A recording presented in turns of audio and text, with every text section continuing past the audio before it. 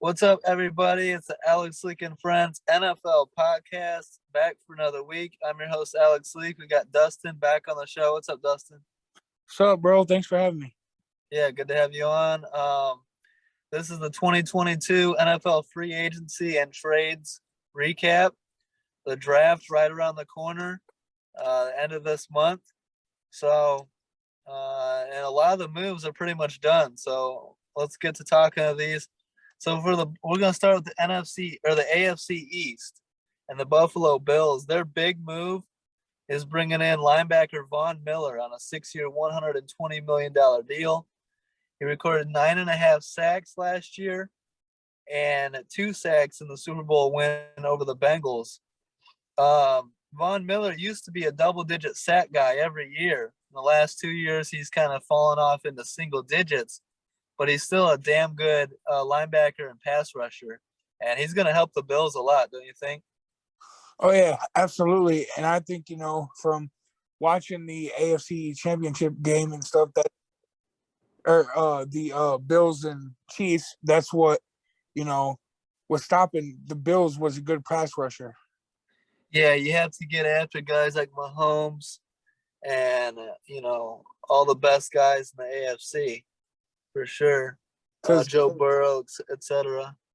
Let me tell you, the AFC is the best conference in all of football. So, yeah, now you got Russell Wilson over there, and you're gonna have to get after Tua as well. The Dolphins have gotten better. The Bills did lose. I mean, so they have a backup, Case Keenum, with a trade from the Browns. They lost Mitch Trubisky to the Steelers. That's a decent backup to have because my thoughts on Josh Allen are, I know he's a big body. I know he's been healthy most of his career, but all it takes, he runs the ball quite a bit for a quarterback, and all it takes is that one hit to knock him out a couple games. So the Bills do need to have a solid backup, don't you think? I absolutely agree. And yeah, Case Keenum is a guy, who could do it. We've seen him do it in Minnesota and several other teams. Yeah, he's a solid guy who can step in and at least keep you treading water until the starter gets back.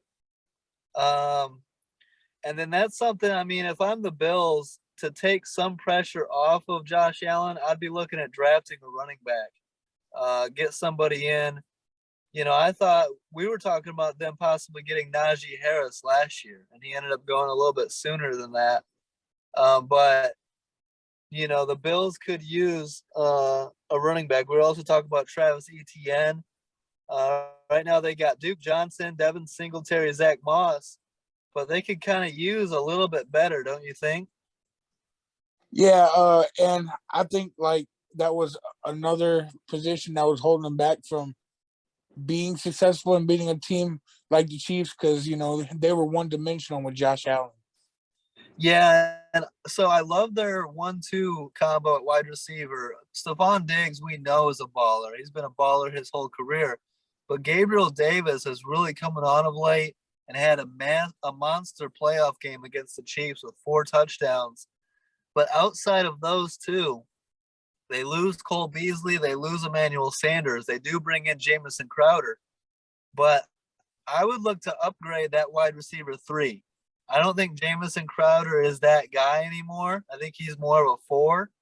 They have Jake Kumerow, Isaiah McKenzie, but I would look to draft a wide receiver. It's going to be a very deep wide receiver class. I would look to try and get a third option in there. Would you?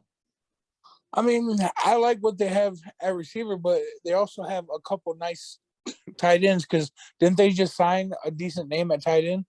Yes, that's something. Yeah, Dawson Knox is the guy, number 1, and then they bring in OJ Howard. Now, OJ Howard hasn't been healthy a lot, but when healthy is a weapon for sure. So Dawson Knox is like another receiver for sure, and OJ Howard's a good complement, number 2 tight end. But I would still look to add a receiver. Yeah, and I mean there are some this draft class is pretty deep when it comes to receivers. Yeah, absolutely. And so And then they just got to get more out of the defense. It was really disappointing to me that the Bills had the number one defense in football and couldn't stop the Chiefs, when it mattered. And Josh Allen and that offense put up plenty of points. Was scoring on the Chiefs at will almost. The defense couldn't make a stop and get them, into the conference championship game. Yeah, it was disappointing by the defense. The offense did everything that they could possible. Yeah. And I mean, Josh Allen is turning out to be exactly who they wanted and even better. The star of that show, the franchise quarterback that they've wanted since Jim Kelly. The big question mark this year is going to be they lose offensive coordinator Brian Dable. He goes to be the Giants head coach. We'll see how much control and how much impact he had in the offense now that he's gone. Their new offensive coordinator is going to be former quarterback coach Ken Dorsey, former NFL quarterback. I'm not, I'll have to see how the offense looks with Ken Dorsey calling plays. I haven't seen him call plays before, and I don't know how well. It might be a little bit of a drop off between him and Brian Dable. What do you think on that?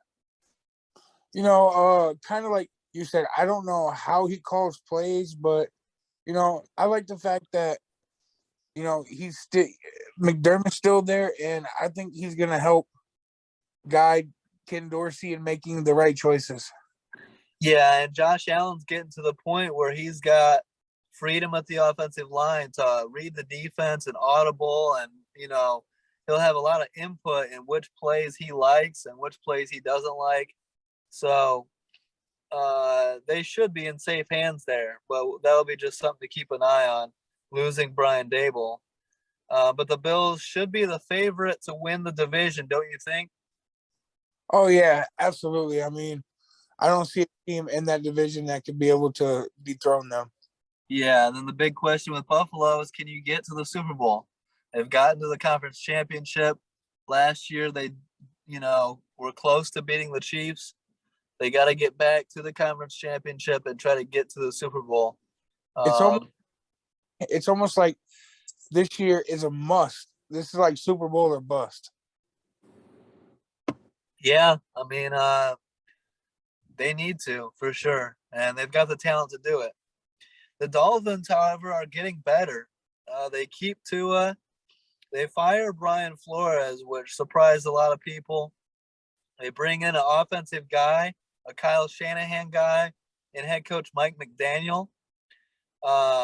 They decide to keep it going with Tua, and they trade for Chiefs star wide receiver Tyreek Hill, and he signs a 4-year, $120 million extension. Tyreek Hill in Miami to go with Devontae Parker and Jalen Waddle. That's a lot of offensive skill set and weapons right there. Yeah.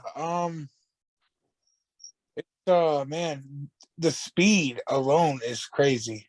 Yeah.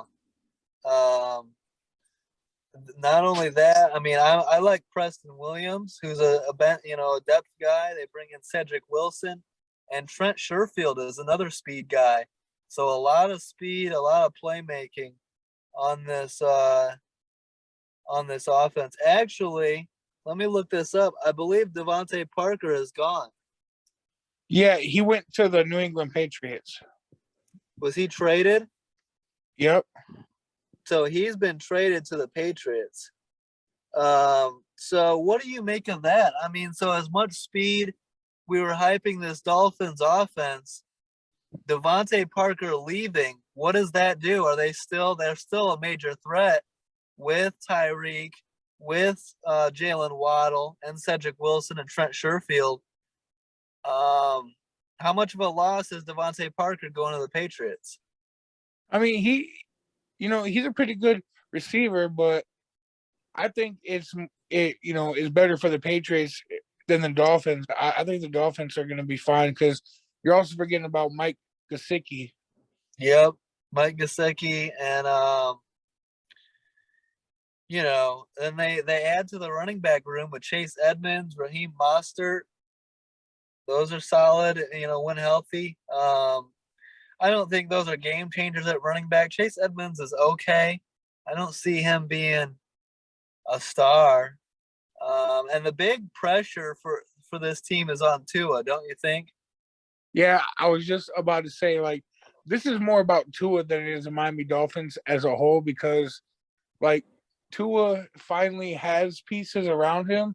Yeah. And to me, this is, are you a bust or are you, a first round draft pick like everybody's expecting you to be? Yeah, and so pretty much the beef between Brian Flores and the front office was pretty much about the quarterback position, about how they could have drafted Justin Herbert ahead of Tua, and how Brian Flores wanted Deshaun Watson last year. So with them rallying around Tua, saying Tua's the guy, getting rid of the coach who didn't want him, and bringing in an offensive guru like Mike McDaniel, everything's lined up. The pressure's on the rookie head coach, Mike McDaniel, and the pressure's on Tua to make this offense work.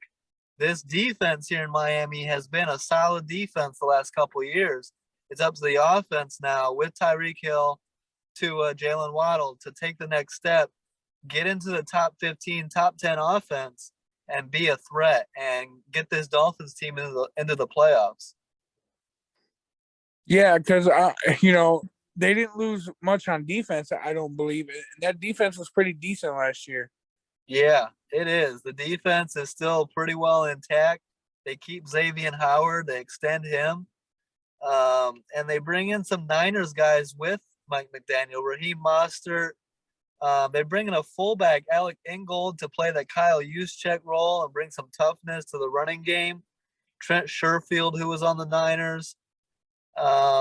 So it'll be interesting to see how the Dolphins do. I think this is a 9-8, 10-7 team that will finish second in the division and hopes to get a wild card and sneak into the playoffs. I don't think they're much better than they were last year, to be honest. What about you? This is where I have to disagree with you. So Okay. I believe they're going to be like 11-6, 10-7, somewhere in there. They might get 1 or 2 wins. Uh-huh. And it's just because they've got, like I said, dude, speed and football wins games. I mean, we see it at the college level. That's what makes Alabama and Georgia and, the SEC boys so much better than every other conference is because of speed. Yeah, and Mike McDaniel was talking about using Tyreek Hill in a similar role to Deebo Samuel. And I have some questions on that because I love Tyreek Hill's speed and his playmaking ability. You want to get the ball in his hands, but he's not Deebo Samuel. Deebo Samuel is very rare. And so I'm interested to see how he's going to use Tyreek Hill and how it's going to work. I agree 100% that on paper, this is a solid team and a solid offense for sure. This should be a 10, 11, even 12 win team. But I got to see it on the field before I'm going to believe it and predict it. If I'm Miami though, and this is just if I was in control of the front office, Yeah. I would tell Tua, this is it here. It's you play well or you're gone. Yeah, I agree. He needs to show out. He needs to. I believe he's still on his rookie deal, right? He needs to earn that long-term contract. Yeah, because So I mean, this is the year to do it. We've seen what teams who keep giving these guys who were supposed to be great chances. The Giants, they've gotten nowhere, and or whichever team Sam Darnold goes to, they haven't got really anywhere. So it's like you can't just keep having the same thing over and over again if you expect to win. Yeah, I agree. And so we'll see how they do. We'll see how they look. But pressure's on them to win and perform better this year. I think they're a borderline playoff team. I think my prediction going into the year is I think they miss the playoffs again. And so that's going to frustrate some Dolphin fans.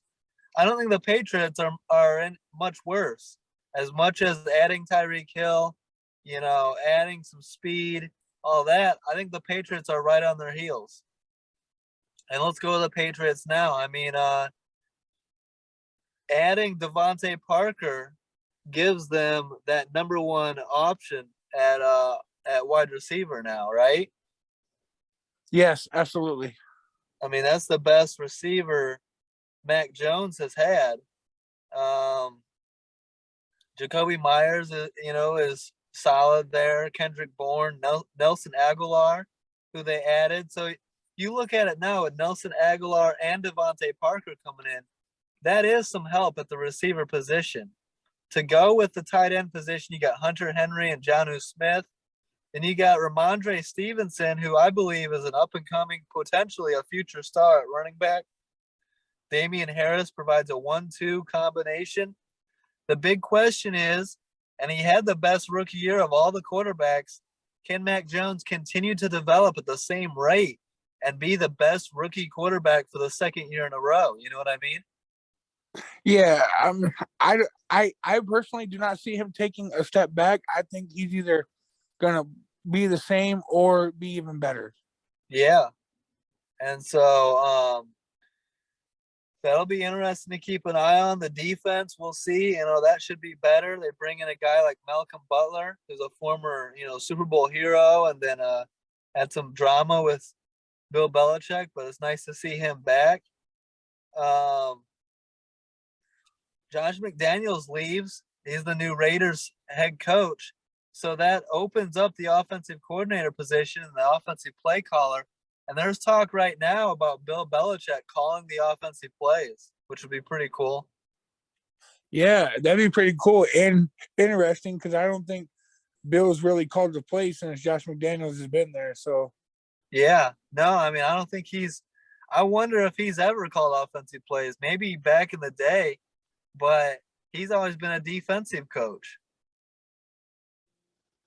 yeah, So, and I think we did a small version of this like 2 weeks ago, and I was very low on the Patriots, but I think that trade for Parker is huge. yeah, that's big to add. You look at it and it's like, well, who are their weapons? Who are their offensive playmakers? Bringing in Devontae Parker is big. He's like your clear wide receiver one. And then you've got Nelson Aguilar, Jacoby Myers, Kendrick Bourne, N'Keal Harry, potentially. And then Hunter Henry, Jonnu Smith are solid at the tight end, 2 tight ends. And then I like their running backs. So we'll see. I think the Patriots, I gave the Dolphins 9 to 10 wins. I think the Patriots are right there at 9 to 10 wins. And so they're going to be battling. I think it's very similar to how it was last year.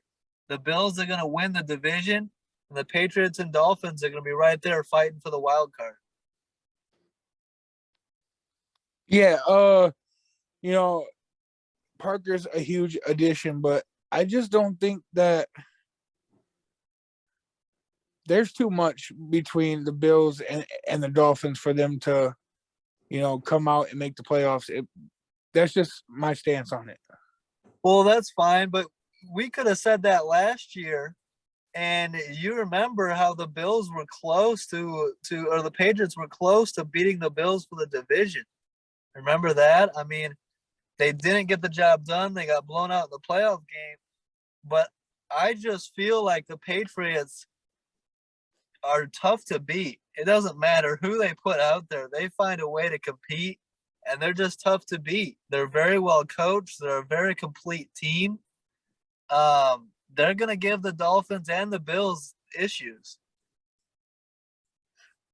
Yeah, but I mean, that late season collapse is what scares me. Like they could start off strong and then, lose the last 4 of their 5 and not even make it.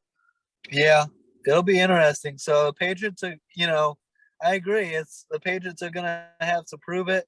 Mac Jones is going to have to continue to develop. He needs to be better in year 2. And so I'm looking forward to watching this team. But I think Patriots Dolphins are battling. You've got them third. I've got them, they could be third, but I think they're going to be, right there. I mean, if they're third, it's like a game separates the Bills, the Dolphins, and the Patriots. Like 2 games. The Bills up a game, the Dolphins back a game, and the Patriots back 2 games, in my opinion. Yeah, I got Bills, Dolphins, Patriots. Yeah. And then the Jets are bringing up the rear, bringing up the bottom. I like what they're doing, solidifying the offense. They bring in tight end CJ Uzama on a 3-year deal, but there's going to be pressure there. Year 2, Zach Wilson. Do you think Zach Wilson has what it takes to take a big step forward in year 2? I really can't say that right now. I think it's, because he was injured a lot last season. Yeah. And I just don't trust the Jets organization in developing a quarterback. I mean, they didn't do a very good job with Darnold at all. I know it's a different coach, but the Jets have a proven history of not developing quarterbacks no matter who the man is. Yeah. I think they'll be better, but how much better? They went 4-13. Can they get to 6 or 7 wins? That would be, I think the Jets would be happy with that. This is not a playoff team by any means. This is a slow rebuild around Zach Wilson and the new coaching staff, the young coaching staff. Yeah, and if you look at their draft position, they got 4 picks in the top 38. So, they have 2 just in the first round at 4 and 10, which is a pretty good spot if you want to get 2 elite players. Absolutely. Very high picks. You can solidify the offensive line and get, a stud defensive player, which I think is the route they'll go. Or you can get a wide receiver as well. And there's talks, a lot of talks about potentially that trading that number 10 overall pick to the Seahawks for star wide receiver DK Metcalf. I mean, if you want to develop Zach Wilson, trading for a wide receiver like DK Metcalf sure would help. Oh yeah, absolutely. And I think that they also have a decent young core at receiver too. So Wilson's gonna get his chance to shine with, either young receivers in the draft or DK Metcalf. Yeah, I mean, would you do that? Would you make that trade for DK if you can pull it off? Yeah, I definitely would, because you also have the 35th and the 38th pick, and hoping that maybe, another good receiver, because it's a deep class, would drop down to there. So you could get a 2-for-1. Yeah, I would absolutely make that trade. They would have to give up a second rounder too, probably. They'd have to give up the 10th and a second round pick to get DK. But if you add him to Corey Davis, Elijah Moore, Denzel Mims, Braxton Berrios, that's your true wide receiver 1 then, DK Metcalf. As of right now, you've got a lot of nice guys, but you need that star. And then the question is with DK is like, can you get him the ball enough? Will Zach Wilson force the ball to DK too much and turn the ball over too much? But DK is one of those possession receivers where you throw it up and he's double or triple teamed, he's still likely to come down with the ball. Oh yeah, most definitely. So it'll be interesting to see if the Jets can pull off that trade. I would make that trade. I think, you got to bring in talent to get the most out of Zach Wilson. So we'll see if the Jets can do it. If they get DK Metcalf, then yeah, they can go win 7 or 8 games, at least 6, 7, 8 games, next year, and the arrow be pointing up for this organization. So we'll see if they go ahead. Who is the running back for the Jets currently? They got Michael Carter, Tevin Coleman, and Ty Johnson. Oh, they kind of lack a little bit of talent back there. Yeah, and it's a deep, they can get a running back in the draft too. Michael Carter's not bad, but he's a 4th round pick. Tevin Coleman's okay, but yeah, you could upgrade that position for sure. Yeah, there's pretty decent backs in the draft. So yep, absolutely. So let's go to the AFC North and talk Baltimore Ravens. They were 7-8. They were 8-3 last year. and then go on a 6-game losing streak, miss the playoffs. Lamar Jackson gets hurt in the process. They were injury hit, no J.K. Dobbins, no Gus Edwards, etc. at the running back position. They're getting J.K. Dobbins back, which is huge. Lamar Jackson should be back healthy. The Ravens should look to get back and potentially win the AFC North again next year. Yeah, you're not gonna like this, but the Ravens won't win the or the AFC North. Sorry. Who do you have winning though? Oh, I have the team that just played in the Super Bowl. I don't know Why, about you that. ask? Because I think Joe Burrow is going to be better than what he was this past season, especially if they go get an offensive line in this draft. They're going to be dangerous. They've addressed the offensive line in free agency too, which we'll get to them in a second. But I think the Ravens fully healthy, because we have to remember how injury hit they were last year. The Ravens are right there to contend and win this division, and they should have won it last year. They were 8-3. They should have finished at least 11-6 or 12-5. To me, I think it's a no-brainer. They make the playoffs and need to go on a deep run and have the talent to do so. They've got Hollywood Brown. We'll see if they can add Devin Duvernay, Rashad Bateman, Miles Boykin. We'll see if they can add to the receiving room as well. I saw some talk about trying to get DK Metcalf in Baltimore. You know what I mean? So they've got Mark Andrews, who statistically, was right there with Travis Kelce and George Kittle last year. Mark Andrews, he gets slept on as the best tight end in football, but statistically, he's right there. Yeah, so what is it that is holding you back from picking the Bengals? All right, so let's go to the Bengals. The talent's there. They bring in tackle La'el Collins. They bring in guard Alex Kappa. They bring in center Ted Karras.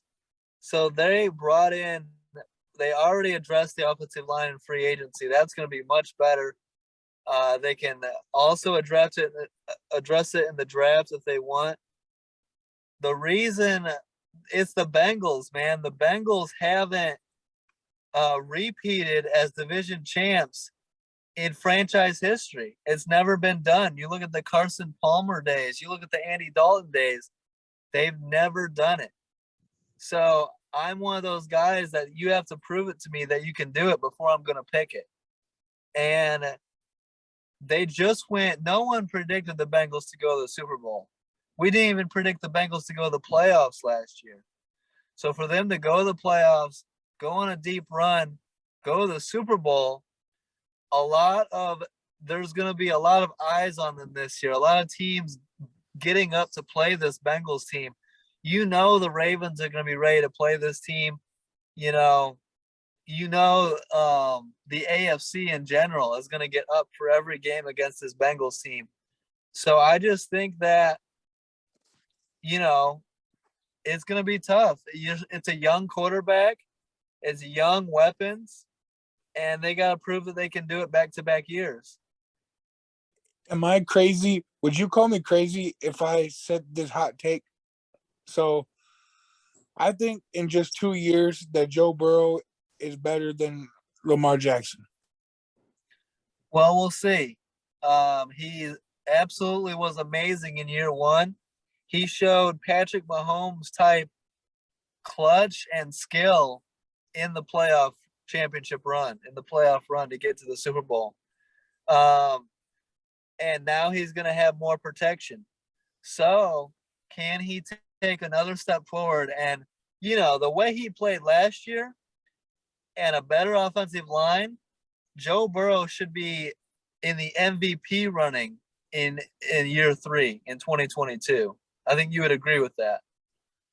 Absolutely. And there should be no other, expectations. It's MVP running Super Bowl contenders. Yeah. and repeat as division champs.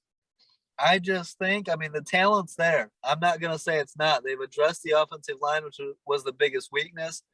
The wide receiver weapons are there. They've got Drew Sample and Hayden Hurst at tight end. They've got Joe Mixon and Samaje Perine at running back.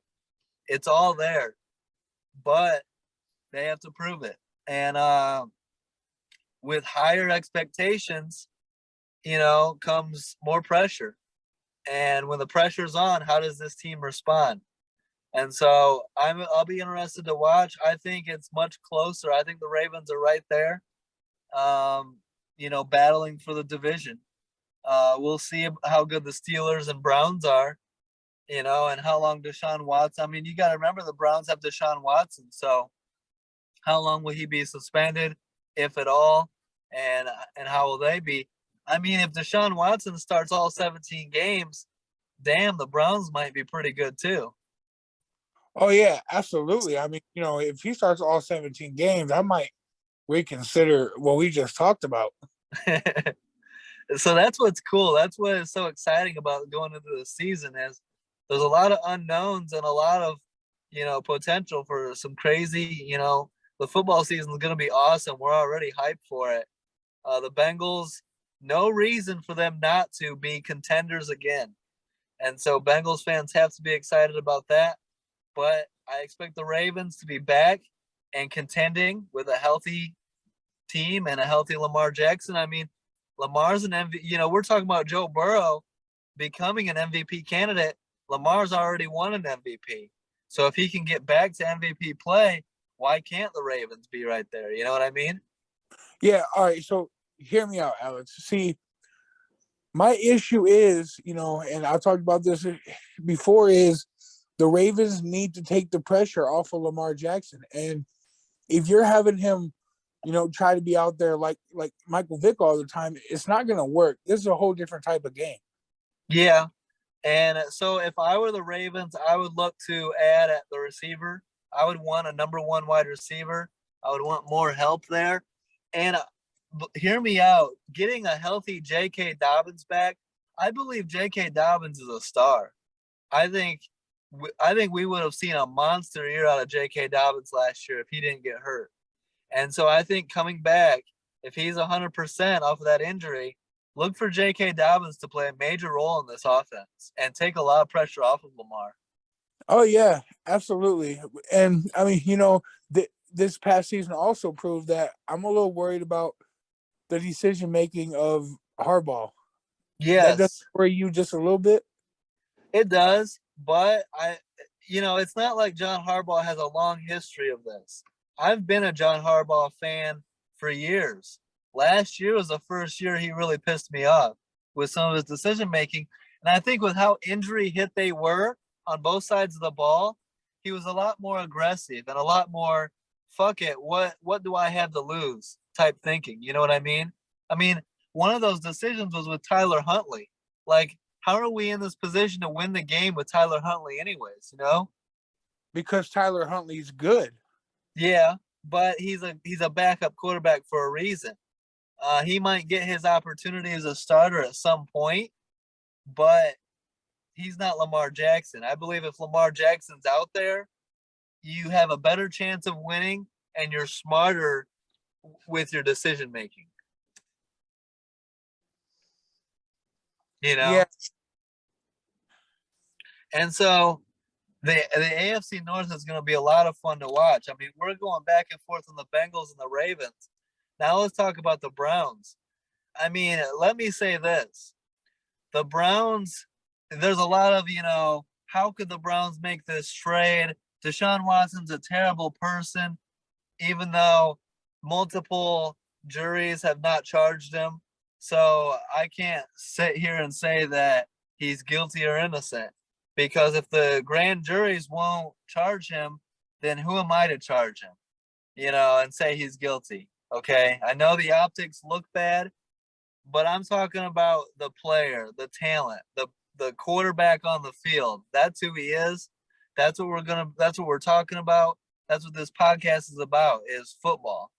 So Deshaun Watson playing football, Deshaun Watson is the best quarterback on paper, skill set in Browns franchise history.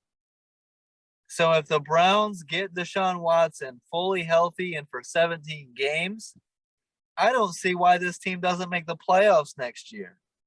What do you think on that? Okay, so you can agree with me, and I think that you probably will. A healthy 100% Deshaun Watson is an automatic upgrade for any team. It doesn't matter. And, you know, he's an automatically top 5, top 7 quarterback in the NFL. Absolutely. Talent. And absolutely. Talent wise, he's got the arm, he's got the athleticism, he's got the command of the pocket, the command of the offense. You know, Baker Mayfield is getting a raw deal here, and he's gonna get traded away, and he's getting treated like he's a bad quarterback. And I don't believe he's a bad quarterback. I believe he played through a torn labrum in his throwing shoulder. So of course he struggled, and the Browns struggled, and they missed the playoffs. And Baker takes a lot of the blame for that, which, fair or not, I think it's a lot more unfair because of how badly he was hurt. But as good as Baker Mayfield was, and 2 years ago, Brown fans would have fought you and said Baker Mayfield's a franchise quarterback. As good as Baker Mayfield is and was fully healthy, Deshaun Watson is a major upgrade. And I'm interested to see what happens with Baker. He's going to get healthy. He's going to go somewhere new. And a lot of the talk right now, you know, the biggest talk about is him going to the Seahawks. Now a team that's coming up with some talk is the Atlanta Falcons. And I'd be interested to see Baker in either spot with a fresh opportunity. Yeah, a fresh opportunity is always good for any quarterback, you know. And Atlanta would be a pretty decent spot. I mean, you know, you have a couple young receivers and especially a beast for a tight end. Yeah, Kyle Pitts. Baker would love that. You agree, right? He got a raw deal. I mean, Baker's not as bad as he played towards the end of last year. He's playing through a damn torn labrum in his throwing shoulder. You have Aaron Rodgers play through a torn labrum, and he's going to struggle. Well, yeah, I mean, any quarterback's going to struggle because that's where, regardless, you have to touch the football with 2 hands. So it's going to be, you know, you're putting pressure on your shoulder no matter what, especially if you have a terrible offensive line. They're coming at you. But yeah, and your throwing power is going to go away too. My thing is, and accuracy. Go ahead. Cleveland should actually be thanking Baker Mayfield. Okay, Cleveland didn't even know what the playoffs smelled like at all. Yeah, Baker was the best quarterback they had in a long time, and so, you know, he's going to get a raw deal in Cleveland. He really is. Now that they've got Deshaun Watson, fans are going to forget all about Baker Mayfield, and they're going to praise Deshaun Watson, and they're going to act like Baker wasn't any good. Baker, I'm rooting for Baker. Wherever he goes, I'm rooting for him. You know where I hope he goes? I hope he gets traded to Seattle. I hope they keep DK Metcalf, and then you're looking at Baker Mayfield as a starting quarterback with the Seahawks, with DK Metcalf, Tyler Lockett, and Rashad Penny, some weapons there. And Dwayne Eskridge. I mean, Baker could have a sneaky, solid year in Seattle. Yeah, you know, I like that. And Pete Carroll, it's not like Pete Carroll's not good enough to develop him. Yeah, and that's my thought is Seattle doesn't want to rebuild, I don't think. 70-year-old Pete Carroll wants to rebuild. So if they, you know, we'll talk more Seahawks here in a little bit, but I would go there. I would do that if I'm the Seahawks. But so yeah, the Browns, I mean, Deshaun Watson, you can't forget Nick Chubb and Kareem Hunt are still there. If they get healthy, Dearness Johnson is a hell of a number 3 running back. They traded for, they brought in Amari Cooper. They got Donovan Peoples-Jones, Anthony Schwartz. They could add to the receiving core, make that a little better. They've got tight end David Njoku, Harrison Bryant. The Browns have some weapons. So depending on how long Deshaun Watson gets suspended, if at all, I think this Browns team, I, I mean, 8 or 9 wins wouldn't surprise me one bit. Yeah. I mean, if he doesn't get suspended, give me 10 wins. Yeah, honestly, we'll see how long he gets suspended. I mean, 4 games even, they can still get 7 or 8 wins. So, Who would be their backup after Baker? your guy Jacoby Brissett. See, Jacoby, I think, could win you a couple games that, It, if he has to start 4, he could get you 1 or 2 wins. Yeah, absolutely. I believe too. Yeah. So depending on who you match up against. So, I'm looking forward to the Browns this year. The Browns are getting a lot of publicity because everyone's mad about Deshaun Watson. But I think, on on the field, that's going to be a much improved ball club. And then there's talk about maybe Jarvis Landry coming back. So we'll see what happens there. That would be, you add Jarvis Landry to that receiving core, that's pretty damn good. I would love to see Jarvis Landry and Deshaun Watson working together. Yeah, and it's also crazy if you watch Cleveland last year, they were going away from what their bread and butter was, and that was a two-headed monster in the backfield. Yeah, they need to get back to that, run more. And I don't know why they got away from that with that injured Baker Mayfield. They should have been running those two into the ground, but I don't know. Let's go to the Steelers so Big Ben retires. So this will be the first season since 2003 that the Steelers will be without Ben Roethlisberger at quarterback. So truly an end of an era in Pittsburgh, a brand new beginning.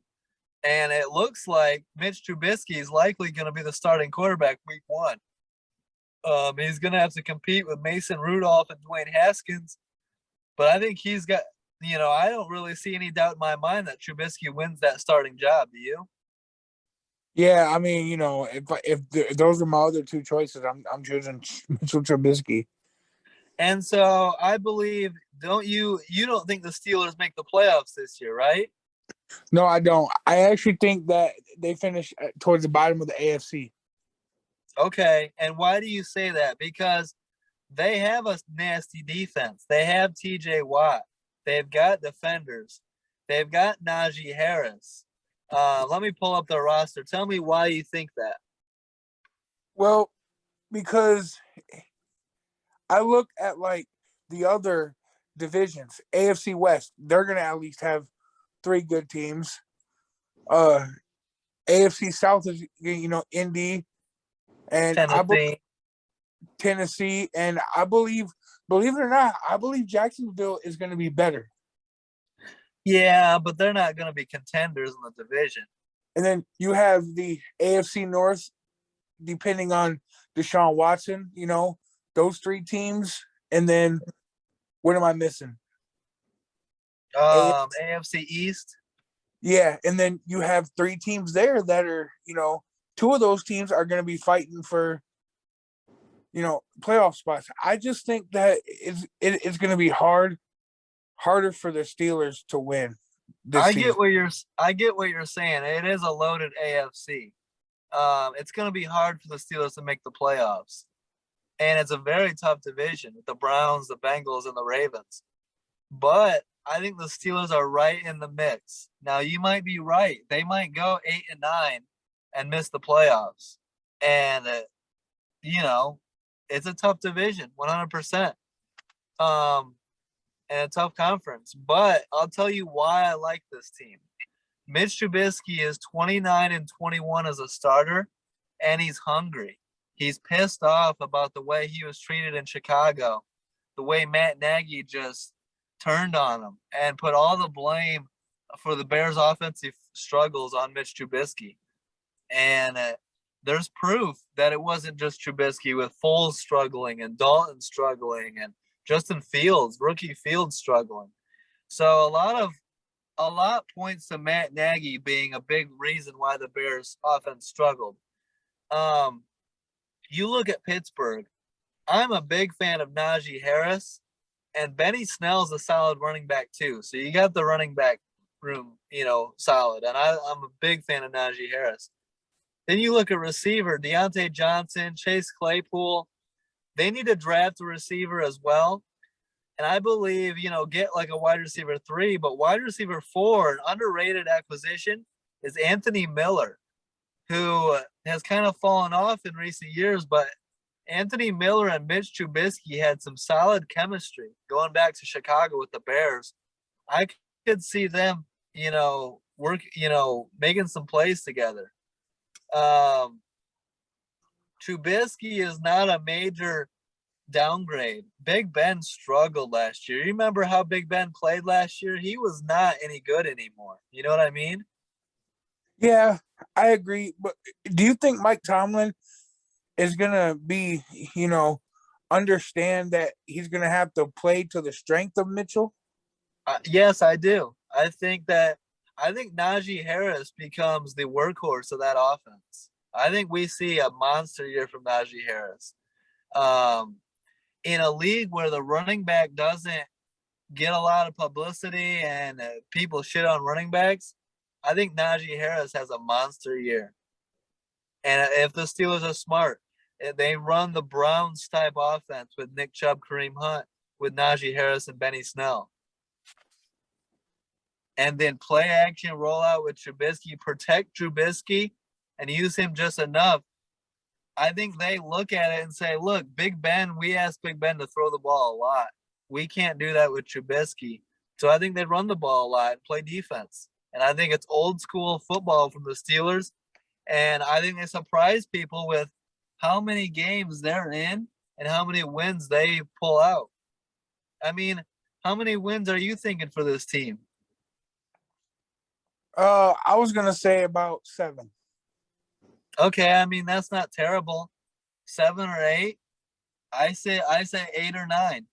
And I realize it's a tough division, tough conference, so it'll be interesting to see how they do. But yeah, I think they're in a lot of games. Let me ask you. Okay, so Pittsburgh versus Cleveland, Deshaun Watson starting. Who are you taking? I'm not even making a pick for that game. I'm just gonna sit back with my popcorn and enjoy it. Because I got 2 of my favorite quarterbacks in the entire league.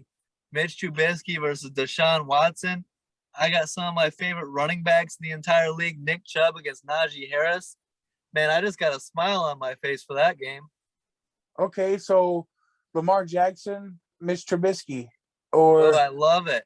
Ravens Joe Steelers, Burrow. my favorite rivalry in football. It's a game. I don't think it's a blowout. I think it's a battle to the very end.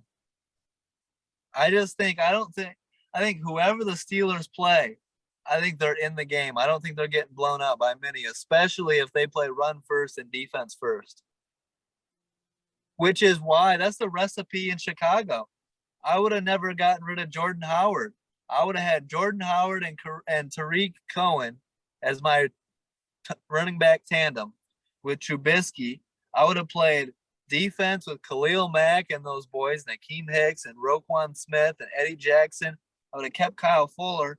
I would have played run game and defense and asked Trubisky to, do what he does with his legs, play action rollout, and protect the ball. And that's a winning formula. You can win that way. You can get 9 or 10 wins. Oh yeah, and that's where Chicago messed up with him. But that's a different story for another day. Absolutely, and I think Mike Tomlin is smarter than Matt Nagy. And, yeah, but I mean, even with Mason Rudolph, Mike Tomlin has never had a losing season. That's true, but you're predicting that to happen this year, right? Yeah, I think this is the year where that comes to an end, though. All right, we'll see. And we'll talk more and more about this after the draft and getting into training camp and all that. Let's go to AFC South, the Houston Texans.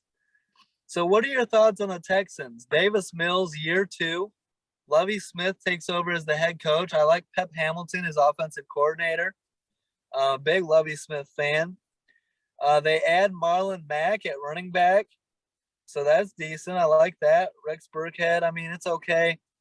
Davis Mills, I like Brevin Jordan at tight end. He's got some talent. Future star if everything goes his way. Um, I mean the Texans are still gonna finish last in the division, likely. You know, them and the Jags fighting for last. But what do you see from this Texans team? I like Davis Mills. I think he's a solid quarterback. He's not the playmaker yet that you want, and he still has a lot of developing to do, which is why I think, Lovey Smith was a good hire because Yeah, he's a defensive guy, but, he's an all around great coach. So he knows how to develop quarterbacks as well. yeah. I mean, there's some questions on if he does know how to develop quarterbacks, because of Jameis Winston, and I mean, we can go Rex Grossman, but I think the Texans will be, better. I don't think David Culley got the fair shake. I mean, did you agree with David Culley getting fired after 1 year? I mean, it was just a complete dumpster fire there. Yeah, but I mean, like, what's he supposed to do, with that roster? Oh yeah, absolutely. I mean, I don't agree with the firing, but again, in my opinion, I think we had a Hugh Jackson situation like in Cleveland where unfortunately Collie was a fall guy. Yeah, it's like no matter what, you're gonna get fired because the talent's not there. You're just there as a fall guy. That's what Hugh Jackson had to deal with, and yeah, and you look at the Dolphins with Brian Flores and some of the stuff coming out of there, where the accusations are that the Dolphins were paying Brian Flores to lose. He had added incentives to lose games. Yeah, I don't know what's wrong with your front office when you come up with that, but Yeah, imagine being a fan of that team and finding out your ownership is paying your coach to lose. but that's in my opinion what would make Brian Flores a Miami Dolphin legend is not listening to them and wanting to win ball games no matter what the owner said. And going on a 7-game winning streak despite all that, and a quarterback you don't believe in. I mean, Dolphin fans have to be kicking themselves saying, damn, we could have had Justin Herbert. You know what I mean? And that's not an indictment on Tua. That's just talking about how special Justin Herbert's been so far. Yeah. So it's a new era in Houston. They have to, deal with moving on from Deshaun Watson. And Davis Mills, I don't think is a long-term answer. So, it's a slow rebuild, and I think they're going to be bringing in competition at the quarterback position to, try to get better. I mean, I could see a guy like Sam Howell ending up in Houston to compete with Davis Mills. How do you think that would go? Yeah, I like Sam Howell, but I think they need to go into more of like a guy who's a free agent, more of like Try to upgrade. I mean, why don't the Texans try to get someone like Baker Mayfield? I mean, yeah, but I'm a Baker fan, so I don't want to see Baker go to Houston. But the perfect quarterback, in my opinion, would be Sam Darnold. Yeah, that's why I thought the Panthers and the Texans were going to complete that deal. But I think so many people are. I think Sam Darnold's that bad. I think the narrative on Sam Darnold right now is that he's that bad that the Texans would rather put out Davis Mills. And again, though, bro, Davis Mills does show potential. Yeah, I mean, he's decent. I mean, potential, yes, but I put Davis Mills in like the Kyle Orton category, where and the Tyler Henneke category, and you're gonna hate that, but they're very similar. They're just guys. They have some talent. They can make some plays, but in my opinion, those are backup quarterbacks. They got talent. They can make some plays, but never in my mind am I picking those guys to lead me to the playoffs. Not yet, at least. I mean, Davis is still young. Yeah, if he can improve and develop, then sure. And Taylor Henneke too. But at this point, yes, I would rather have them be backup quarterbacks. Now let's go to your team, the Colts. They trade for Matt Ryan, and you have to be ecstatic about this because, I mean, so what were your thoughts? I mean, you were pretty happy when they brought in Carson Wentz, right? You thought that was an upgrade. You thought you could make the playoffs with him. Yeah, because I mean, we really honestly didn't have nobody at the time that Yeah. that Philip has. Rivers was retiring. Which, man, I wish we could have had one more year under him because Philip did pretty good for being at the age he was. Yeah. And so what are your thoughts? Are you happy? Like, was it the smart move to move on from Carson Wentz after just 1 year? In my opinion, yes. Just because of after everything that I've heard from him about his presence in the locker room, he obviously was a cancer. Yeah. Like, he's not the leader they wanted him to be. No, and you have a perfect leader, a proven winner, a guy who I think all but 2 seasons has passed for over 4,000 yards. Yeah. What do you So think? What do you think about this? As much as the talk is about him being not a leader and not good enough, I'm going to say this. If Carson Wentz finds a way to beat the Jaguars in week 18 and makes the playoffs, he's back in 2022, regardless. oh yeah, obviously it's a whole different story, but in Indy, they're ready to win now, and Carson just wasn't the guy to help us.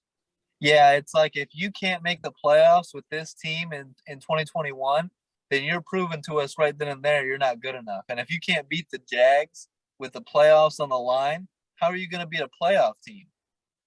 Now, granted though, man, the Jags came to play though. Yeah, but come on, man. Look at that record. That Jags team was bad. They came to play, but you should still win that game in a shootout. Okay, you can't stop Trevor Lawrence, but Carson Wentz should be able to put up 30 plus. Yeah, and on top of that, there was another game this season where I think Carson threw for under 100 yards. Yeah, against the Patriots, right? Like And that's and kind they of still won. yeah, but throwing for under 100 yards is still kind of embarrassing. Yeah. And so Jim Irsay is pretty much like, look, we're not gonna be too full of ourselves to not admit when a mistake was made. And so we'd rather admit that Carson Wentz was a mistake and move on now than try to, justify our reasoning. So credit to the Colts and Jim Irsay for having the balls to do that. And the trade for Matt Ryan, I'll say this, you've been on this show the last 2 years, and I was kind of hating on Philip Rivers, saying I don't think he's the guy. He's too old, and he's not going to take you on a deep playoff run.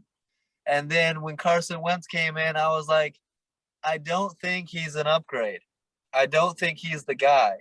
And you were like, come on, give him a chance. You have to be happy to hear me say this. I think Matt Ryan is better than both of those guys. I think Matt Ryan gives you the best chance to go on a deep playoff run and win now. Oh yeah, man. Matt Ryan has me smelling that Lombardi. I Okay. don't know if he has enough. I mean, for Matt Ryan to not win a championship that year in Atlanta is kind of an indictment. Like, if you can't win with a 28-3 lead and prime Julio Jones, then I don't know if you can win a championship. But he's got the best defense he's ever had in Indy. He's got the best running back he's ever had in Jonathan Taylor. And if the Colts surround him with receivers and add to that team, then there's no reason they can't win the division, make the playoffs, and win a game or two, and at least potentially get to the AFC Championship game, which I'm sure you would like.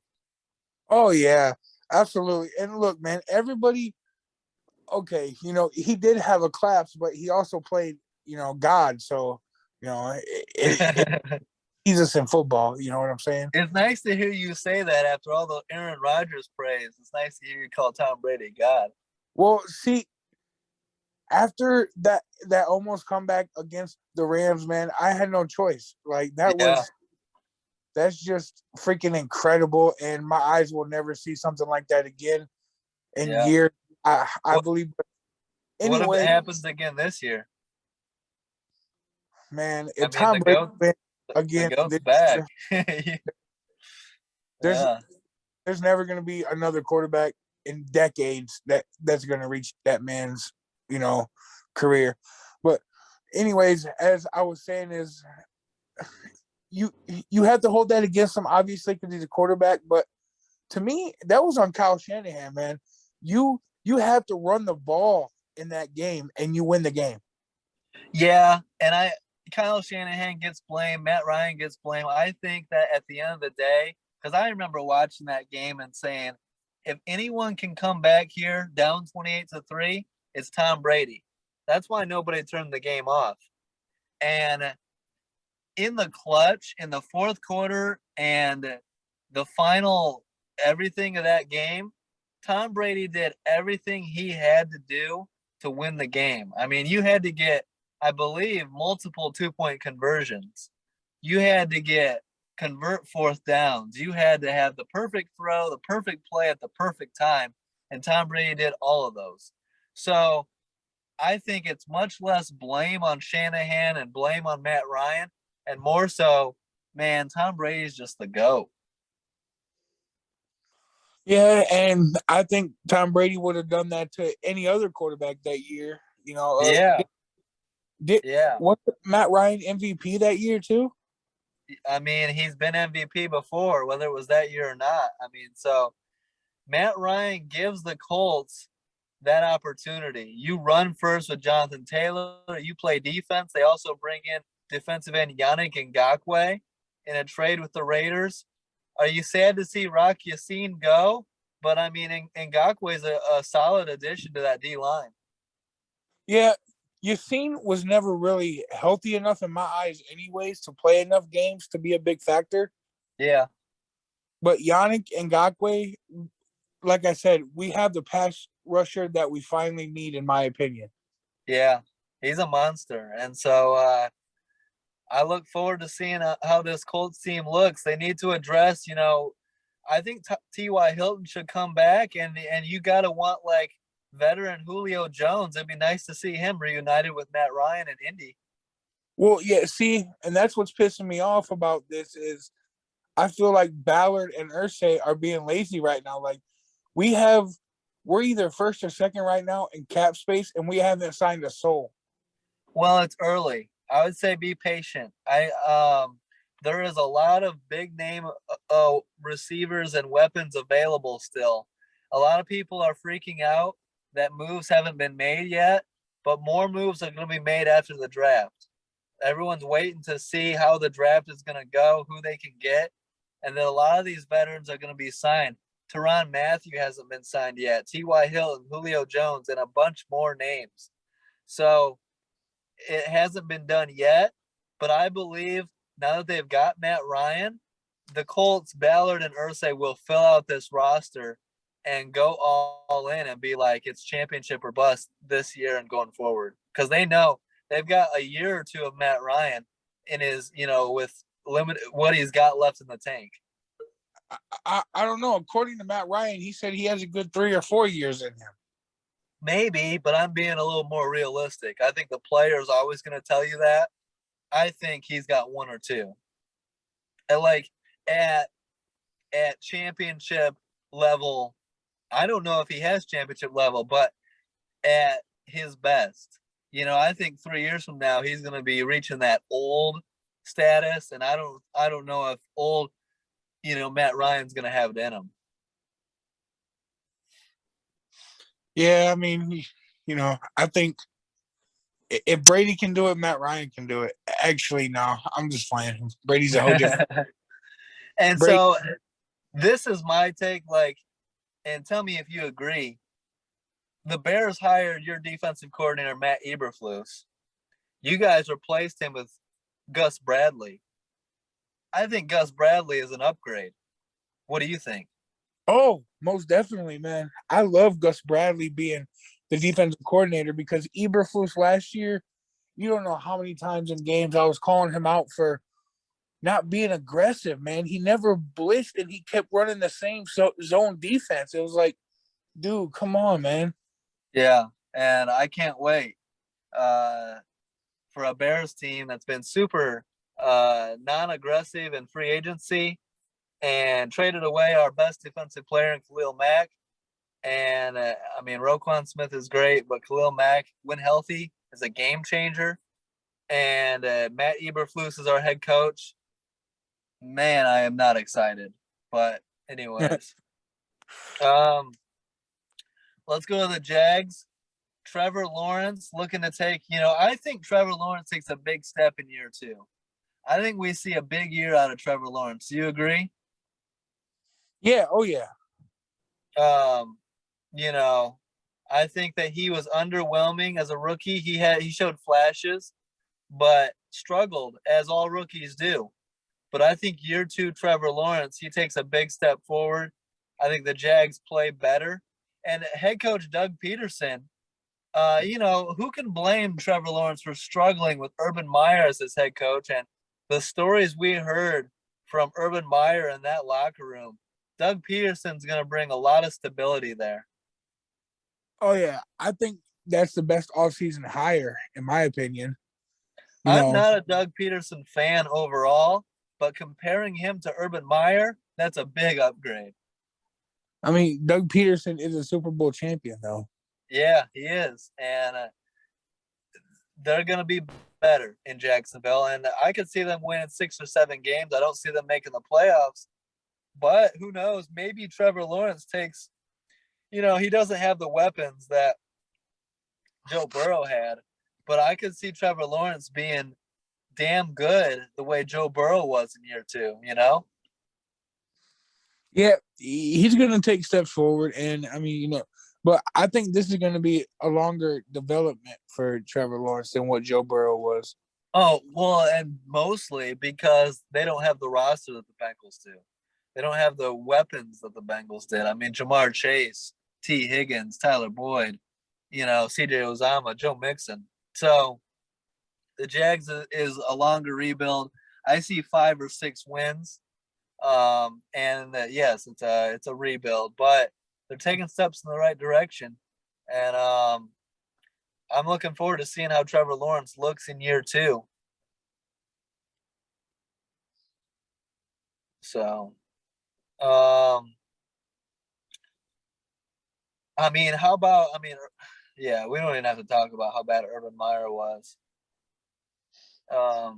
Let's go to the Titans. So the Titans, what are your thoughts on them? I mean, I think as I've picked the Titans to win the division the last couple of years, I might pick them again this year, but the Colts, this is the year for the Colts to get past the Titans and win the AFC South. My problem with Tennessee is they have a quarterback who can get you there, but not take you to the promised land. And that's been proven. I don't know, how much Bravel must really love Ryan Tannehill because he always seems to choke as soon as it gets to a playoff time. Well, it's hard to move on from a quarterback that leads you to multiple division championships. So you're going to keep riding with that. And he took him to the AFC championship game before. So you're going to keep riding with that and believing in that. But I tend to agree with you that if the Titans are going to make the Super Bowl, it has to be on the back of Derrick Henry, not Ryan Tannehill. Yeah, and and let me say this: even in that playoff game, who was that against the Raiders? No, against the Bengals, right? Yeah. Even in that game, Ryan Tannehill had moments where he looked great. Remember that touchdown pass to A.J. Brown where he dropped it into the perfect spot? It was beautiful. Yeah, so he shows flashes. That's the maddening thing about guys like Ryan Tannehill and Stafford at times and others and Kirk Cousins. is that at times, man, they make the perfect pass. And you say, look, I can win with that.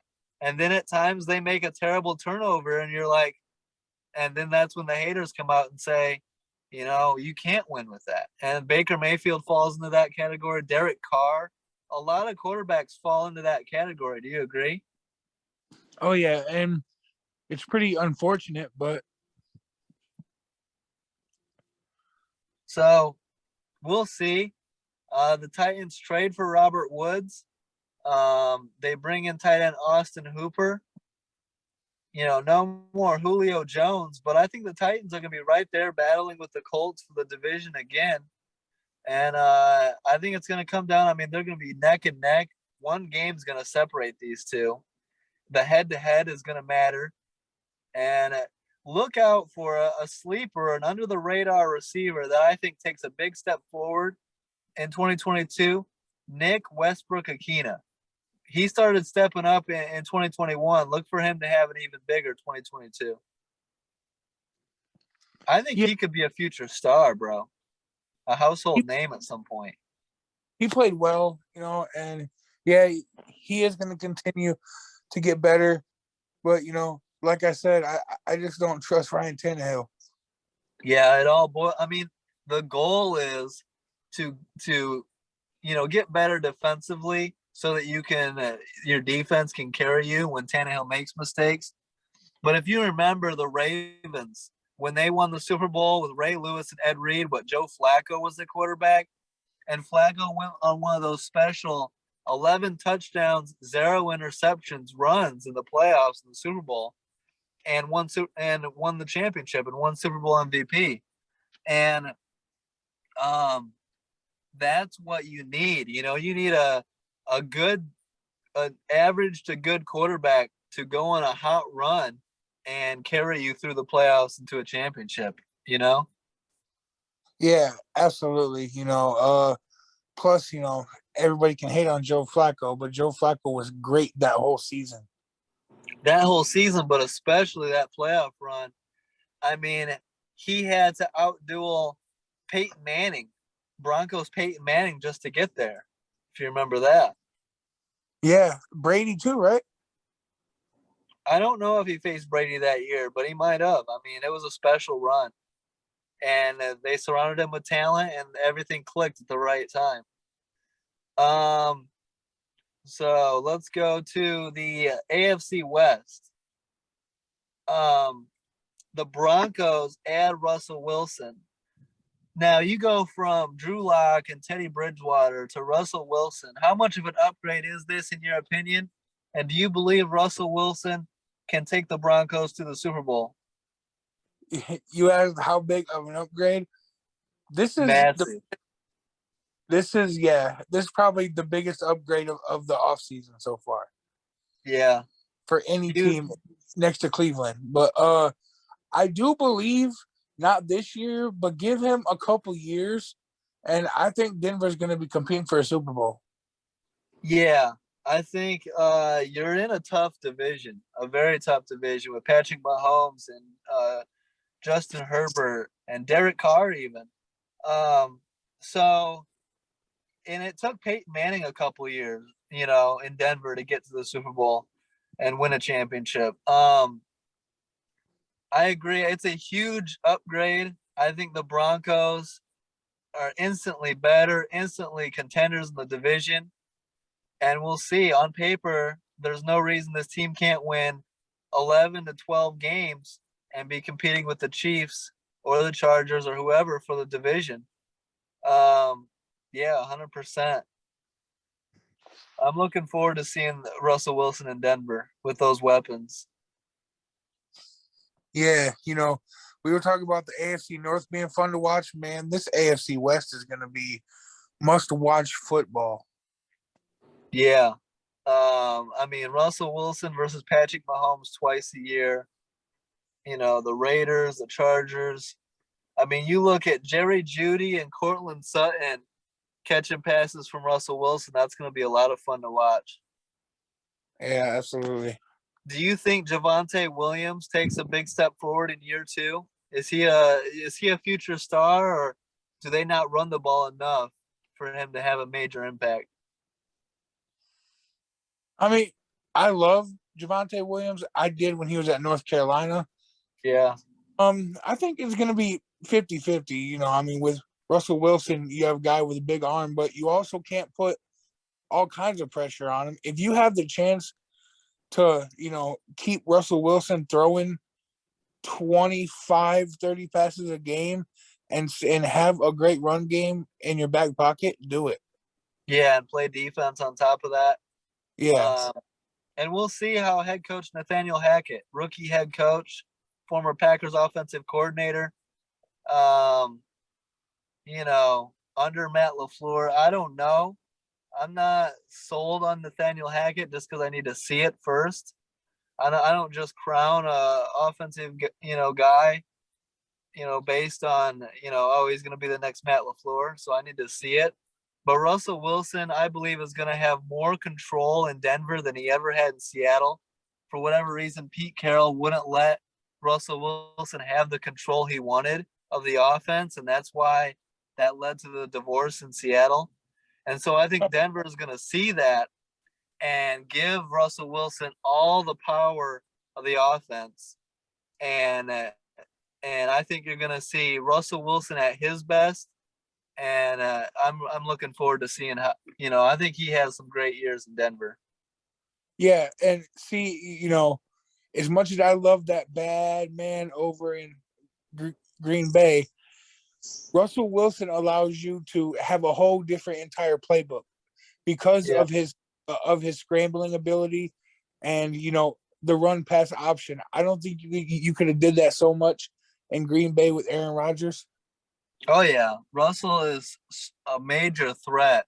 Like, people don't think of him as a running quarterback, but his athletic ability, it definitely scares you. In the same way that Patrick Mahomes does. You don't think of them as like Michael Vick, but their run threat absolutely worries you as a defense. Oh yeah. Speaking of the Chiefs, I mean, they're in an interesting situation because they trade away Tyreek Hill.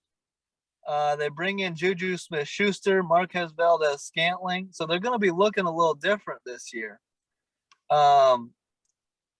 What do you think of the Chiefs? They disappointing end of the year, losing to the Bengals in the playoffs. Patrick Mahomes really struggles in the second half of that game, throws an interception in overtime. They struggle in the first half of the year, start 3-4. What do you think of the Chiefs going into 2022? Are they?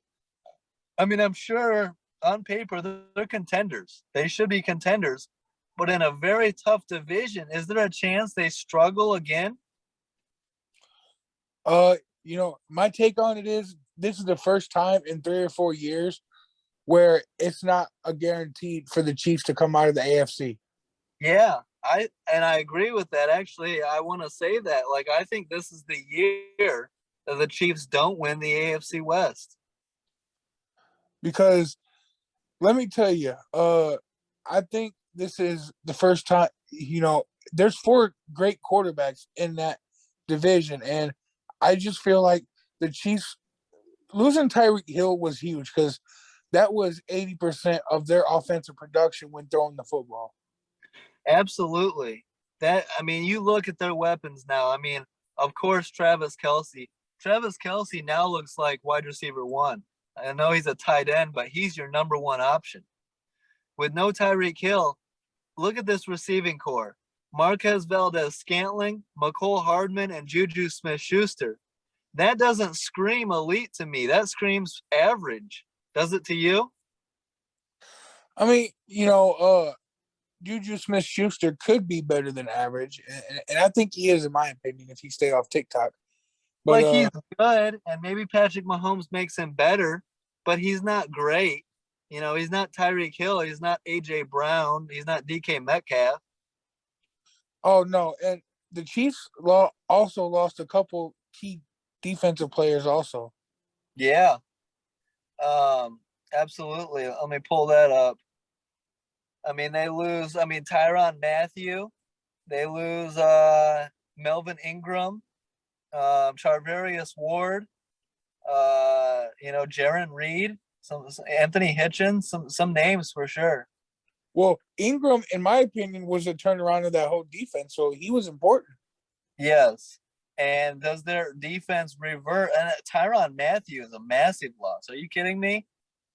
So I know they bring in Justin Reed from the Texans, but I agree the defense could struggle. And if the defense struggles, that puts even more pressure on the offense and more pressure on Mahomes to be magic. And at times he hasn't been, you know.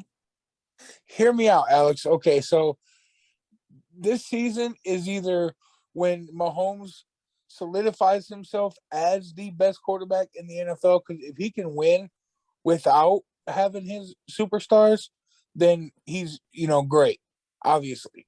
But I think that he kind of takes a step back, and we see Patrick Mahomes be human for once. I agree. I mean, we saw turnover issues with Mahomes last year. Fumbles, interceptions, a big interception, multiple interceptions in the AFC Championship game that changed the outcome of that game. And I think it continues.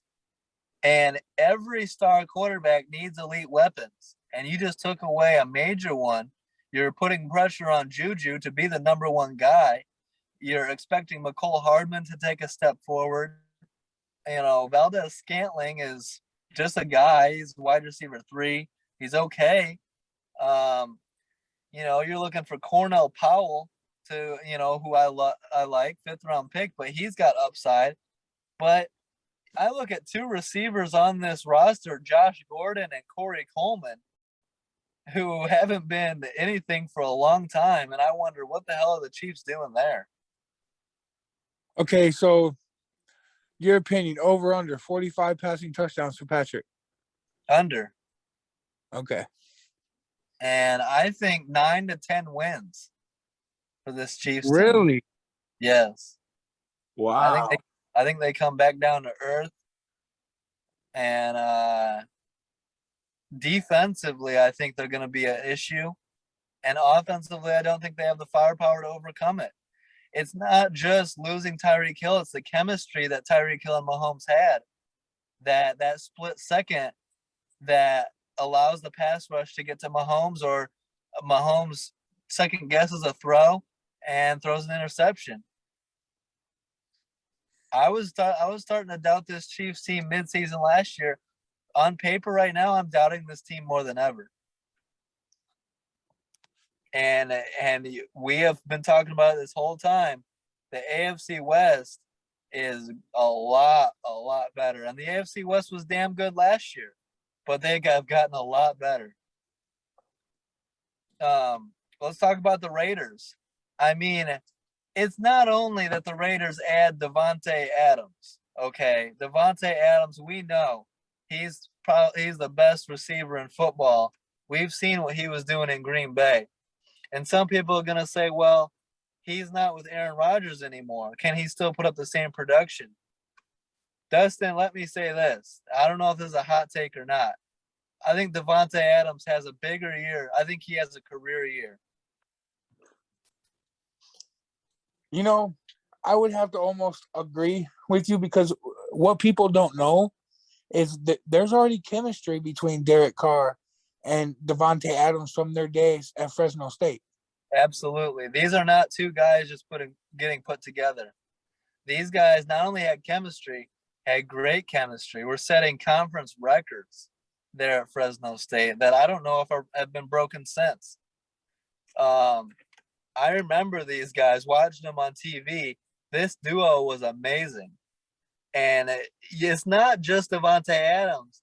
You're adding Devontae Adams too. Brian Edwards, Hunter Renfrow, Darren Waller, Demarcus Robinson, and Foster Moreau to go with Josh Jacobs and Kenyon Drake. Bro, this offense is loaded in Vegas.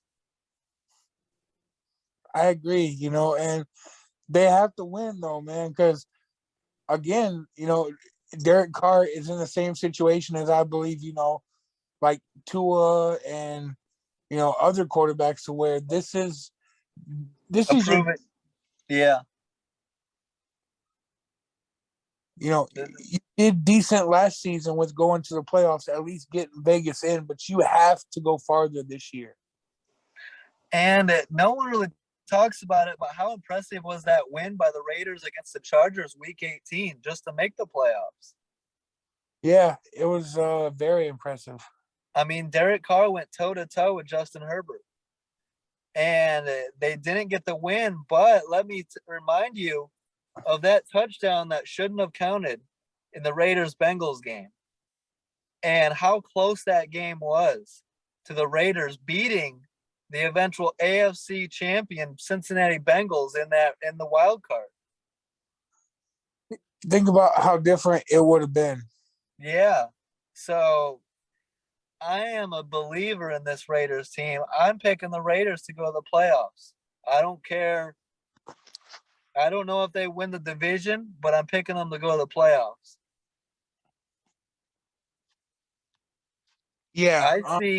I see 10 to 12 wins. I'm going to say 10 to 11 wins from this team. So, can I say a hot take? And I don't want to sound crazy, but I think that the Chiefs have the potential to finish last in their division. They do. That's not a hot take in my opinion. They absolutely do.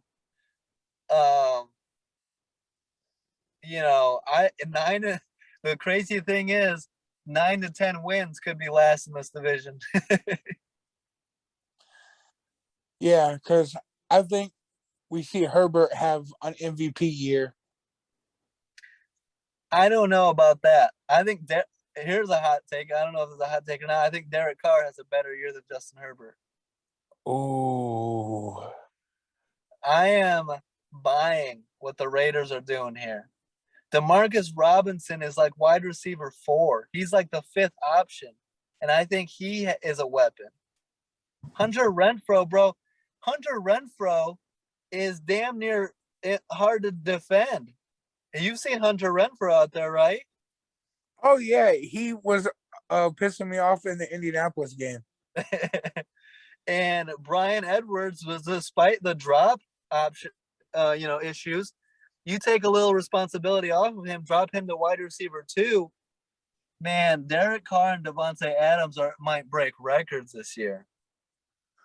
He's a burner though, with speed too. Edwards. Yeah. And Demarcus Robinson has speed. Hunter Renfrow in the slot. And Darren Waller is like damn near Travis Kelce. Darren Waller is a monster at tight end, a mismatch nightmare. Am I crazy for already thinking that Herbert is a better quarterback than Derek Carr?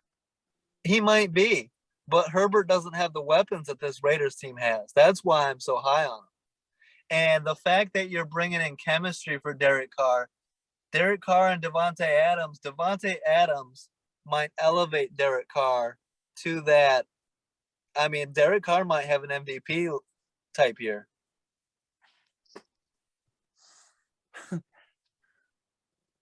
I might be crazy, but I am buying everything about this Raiders team in 2022. I mean, I wouldn't say you're crazy because, again, just like Dolphins, on paper, they look like they could do some very good damage. Yeah, and we've seen, so Derek Carr's thrown for a ton of yards before. It just hasn't translated to wins always. And now that he has that extra weapons, that extra level of talent around him, man, I just think it translates. And Josh McDaniels, that's a key. How does Josh McDaniels perform as head coach? We all remember his abysmal time in Denver. He's got all the weapons now. Josh McDaniels might get a lot of hype and be, I mean, if they have as good a year as I'm predicting, Josh McDaniels might win coach of the year. Yeah, and I mean, if there's a coach for, Derek Carr being quarterback, if there's a coach that you want, it's definitely Josh McDaniels, because I mean, obviously he was the offensive coordinator of the GOAT. So Yeah, and learned a lot under Belichick and Brady. So, look at what he did with 1 year with Mac Jones. yep, absolutely. So, let's go to the Chargers. So Justin Herbert, I mean, yeah, we're looking for another great year. My thing is this. Justin Herbert, how much better can he get? I mean, he was damn good last year. And you remember against the Raiders, all those fourth and longs he was converting. And throughout the year, converting a lot of fourth downs and keeping the team alive. They still have Mike Williams, Keenan Allen. They bring in tight end Gerald Everett, who I like. They got Josh Palmer, Jalen Guyton, guys like that. But the division got tougher. And I think the Chargers are going to be great offensively. Well, no, they added defensively too. We can't forget they added Khalil Mack from the Bears, which, when healthy, is an absolute monster. And you're going to need him to get after Russell Wilson, Patrick Mahomes, Derek Carr. They add corner J.C. Jackson, which is a big add to go to Asante Samuel Jr., Michael Davis, and those guys. They got Kenneth Murray, Joey Bosa. So the Chargers are going to be damn good. I tend to think that the Chargers are fighting, I don't know. I like the Broncos and Raiders, and I think the Chargers and Chiefs are fighting for that next tier. What do you think? See, man, I am a big believer in Justin Herbert. I think that this guy is going to be an absolute superstar. Yes. And you know what? That Chargers defense, looking at that roster, you have two, when healthy, two of what could be the best, two defensive ends as a duo in the NFL in Joey Bosa and Khalil Mack. Okay. Yeah. Let me say this, though. Khalil Mack, I love him. He might not be 2018 Khalil Mack anymore. He needs to stay healthy. He's a monster, no doubt. We'll see. And they're going to need him with Russell Wilson, Patrick Mahomes. I'm rooting for him. I want to see. I hated that the Bears traded him away, but I want to see if he returns to that dominance or not. And it helps a lot to have Bosa on the other side. Absolutely. Adding, J.C. Jackson along with keeping Derwin James, bro, that is a pretty damn good defense. Yeah, Derwin James is an absolute monster, and J.C. Jackson, and they got weapons for sure. And that's the thing the Chargers needed to address was their defense, and they did it. So, I'm going to keep going back to I'm not a fan of Brandon Staley, and I think he cost them a win or two. That's why I have them around 9 to 10 wins, even with all that much talent. I think I'm not a fan of Brandon Staley, What do you personally think about Herbert? Do you think Herbert has the potential to be an absolute superstar? Yes, he does. From what I've seen so far, he can go toe to toe with Patrick Mahomes, Derek Carr, any of these quarterbacks. He can go toe to toe with them and be in position to win games. Herbert's not going to lose you games, I don't think. The biggest factor last year was defense. And so I like Keenan Allen and Mike Williams. I think if you switch Derek Carr and Justin Herbert, I'm hyping up Justin Herbert the way I am Derek Carr. I love the Raiders' weapons. I don't love the Chargers' weapons. Keenan Allen, solid. Mike Williams, solid. Gerald Everett, solid. But Devontae Adams, Darren Waller, Hunter Renfrow, I like that better. Keenan Allen might not like you saying that. He's been going off lately about people downgrading his talent, but that's fine. The difference is though, if you were to put Herbert right now on the Chargers, they're Super Bowl contenders. On the who? Herbert on who? Herbert on Vegas, they're Super Bowl contenders. I think so, but man, Derek Carr might be if he has an MVP type year. And let's say Herbert to the Broncos. Let's put Herbert with Cortland Sutton and Jerry Jeudy. I like that a lot too. So I don't know. Herbert to me needs to prove it. Herbert is a great young quarterback that hasn't made the playoffs yet. So that's what I think what's holding me back. I need to see Herbert make the playoffs, and the division didn't get any easier. You know what I mean? Yeah, I'm just going off of what I've seen him do. I have never in my life seen a quarterback in one whole drive complete that many fourth downs on 4th and 20, 4th and 17, 4th and 15. That right Yeah, there was one of that the was craziest things I've ever seen. that was incredible for sure, and he's got talent. His ceiling is the roof, as Michael Jordan would say. So I can't wait for this division and this season. The AFC is absolutely loaded. We're just gonna do the AFC this week, and we're gonna do the NFC next week because we can talk about this shit for hours. Um, Real quick, I want your prediction. Who wins the AFC East? Oh, the Buffalo Bills. I agree with you. I think that's their division to win. Who wins the AFC North? Ooh, I'm gonna go out on a limb. Cincinnati Bengals. All right, I am gonna go Baltimore Ravens. Okay.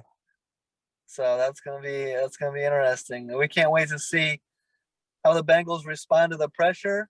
If Deshaun Watson gets suspended or not, if he's there for all 17 games, that could be a playoff team in Cleveland. And I'm gonna be a Steelers fan this year. Go Mitch Trubisky. Who wins the AFC South? I'm being biased and I don't care. I'm going Indy. I'm still going Titans as of right now, but the Colts have closed the gap more than ever. And I like what the Colts are doing. So my opinion might change, when we do our preseason predictions.